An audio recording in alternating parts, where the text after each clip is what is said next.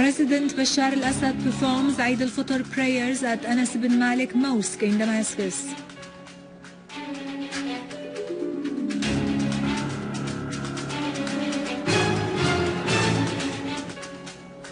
Al-Halaqi gets briefed on the situation of services in Kafar Souseh, the reserve bakeries and the fire extinction center in Al-Mazzeh. The Syrian Arab army targets terrorist hideouts, eliminating dozens of them, including non-Syrians in Aleppo, Lattakia and Damascus suburbs.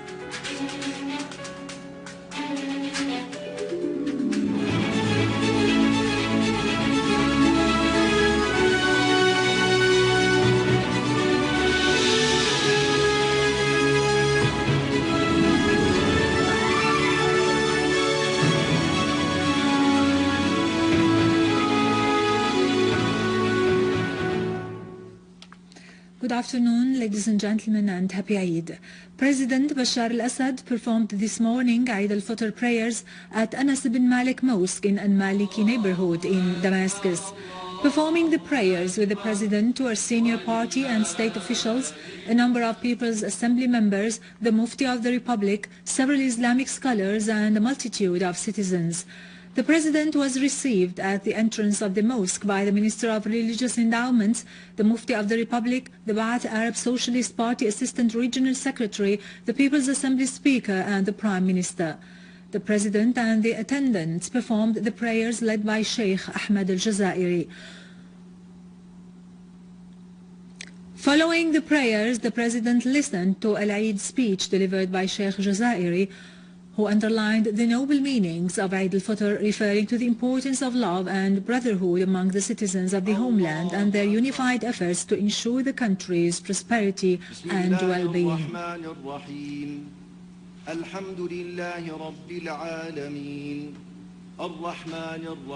At the conclusion of the speech, Sheikh Jazairi prayed to God Almighty to protect the nation and bring about security and stability everywhere across Syria. صراط الذين أنعمت عليهم غير المغضوب عليهم ولا الضالين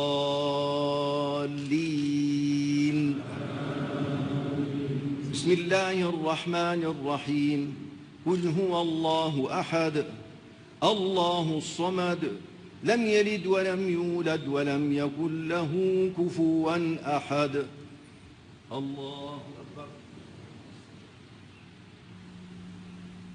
Prime Minister Dr. Wael al-Halaqi has stressed that protecting public properties is part of protecting the homeland and that the role played by the workers is no less important than that of any soldier defending the country, adding that the exceptional circumstances through which Syria is passing require constant efforts and readiness. Al-Halaqi made his statements while he was inspecting the work situation at the Services Directorate in Kafar Souseh, the Reserve Bakeries Committee and the Fire Extinction Center in Al-Mazzeh. He emphasized that the services and economy sector is stable despite the difficulties and challenges facing its cadres.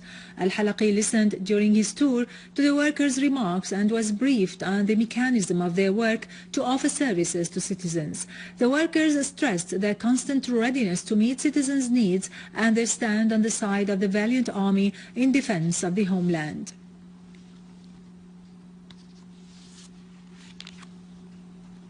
On the occasion of Eid al Fitr, our people in Golan issued a statement in which they expressed their congratulations to President Bashar al-Assad on this holy anniversary, praying to God to restore stability and security to Syria and its people.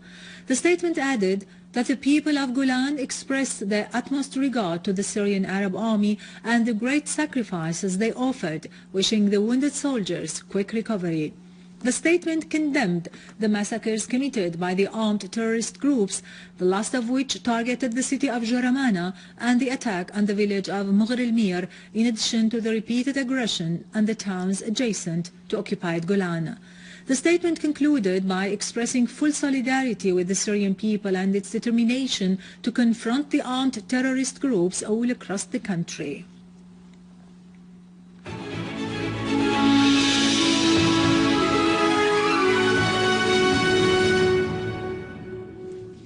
In Damascus, Damascus countryside, the Syrian Arab Army executed qualitative operation in Sasa, eliminating a number of terrorists and destroyed their vehicles equipped with heavy machine guns and ammunition.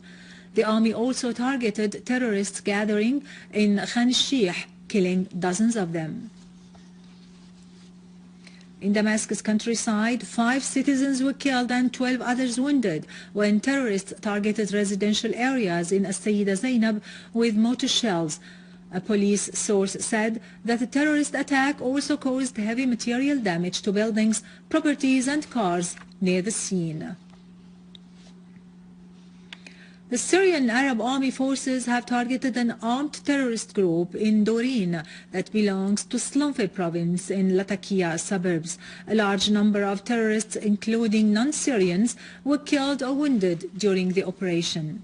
Among the killed were Moroccans, Libyans and Tunisians, in addition to 3 terrorists from the so-called Ahbabullah Brigade.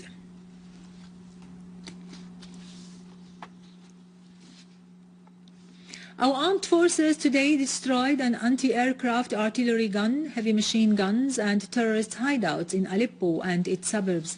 They also foiled an attempt by terrorists to infiltrate into the ancient part of the city, killing and wounding several members of the group. An official source said an army unit eliminated the members of a terrorist group in Al-Ramoun in Aleppo, western suburbs, and other terrorist gatherings in Khan al-Assad. Other army units eliminated terrorists who committed acts of looting on Haretan, Aleppo, and Anadan al-Dana roads, destroying their weapons and equipment. The source added that an army unit also ambushed a terrorist group in the surrounding of Fallaha factory near Al-Narab camp, killing all the members of the group and destroying their equipment and heavy machines. In Castello neighborhood in Aleppo, the army destroyed 2 vehicles with the terrorists inside. Meanwhile, a car exploded while a terrorist gang was trying to get it trapped near Ma'arrat al-Artik. Several terrorists who were on the site were killed and their hideout was destroyed. UN experts filed a report to the UN Security Council in which they confirmed that the conflict in Syria is witnessing strong presence to al-Qaeda terrorists in Syria through the Iraqi wing, which recruits hundreds of foreign jihadis and sends them to Syria. The experts pointed out that the terrorist al-Nusra Front affiliated with al-Qaeda represents the strongest faction fighting on the ground and taking part in the massacres against the Syrian people.